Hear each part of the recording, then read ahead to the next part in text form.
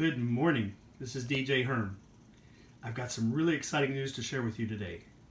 Around the first of the year, I was researching new speakers and new mixer slant controller. My system was about 20 years old and needed to be updated. With that said, I watched YouTube videos, vendor demos, DJ conventions, gig rigs, basically any type of equipment demos that were there to be found, and the ratings. With that said, about 2 months ago, I contacted Sweetwater, a gentleman there by the name of Chris Kress. Big shout out to Chris Kress. He's awesome. Any questions, whether technical or operational, Chris kept in touch with me via email, text, and phone. Again, about 2 months ago, I dropped a dime and placed an order for the Denon DJ Prime 4 controller. It arrived about a week ago. It's a showpiece. It has 2 turntables, 4 channels, first 4-channel mixer controller. It has a touchscreen. It has a SATA drive underneath it. I actually have a 2 terabyte Samsung 860 VQO drive loaded into it. I have my entire iMac, iTunes, CD, and LP collection loaded on that 2 terabyte drive. As soon as I loaded it into it, it was flawless. It brought up the entire playlist library and the entire music collection. Knobs, bobs, faders.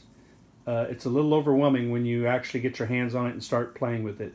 With that said, I'm watching the Denon YouTube tutorial on the operation of the unit. It breaks it into 14, 16 different videos.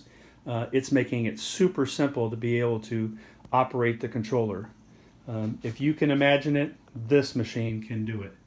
I also purchased the Odyssey hard case to transport it in.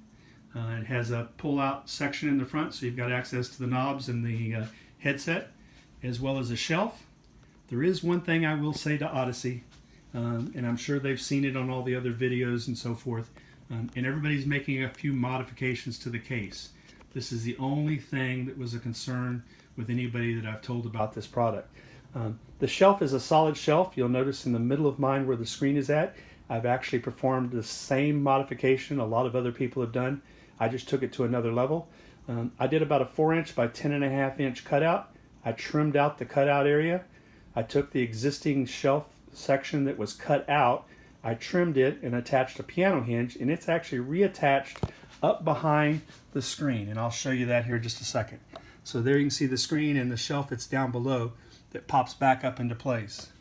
What that does is allow me, whenever necessary, to bring the shelf back up and have a full shelf across there. What I'm expecting, and again, I've only had it for about a week now. Yes, I made modifications within days of receiving it. This allows me to put my Bose 8-channel mixer, tone match mixer, up there on top of it, so it's real easy to get access to. I've got my cordless Sennheiser controller to my right, and at some point in time, if I ever decide that I want to have an iPad, another iPad or another laptop to tie in to control lights or anything, I've got room on the other side. It's all setting on the new ADJ Pro Event Table 2, which I really like.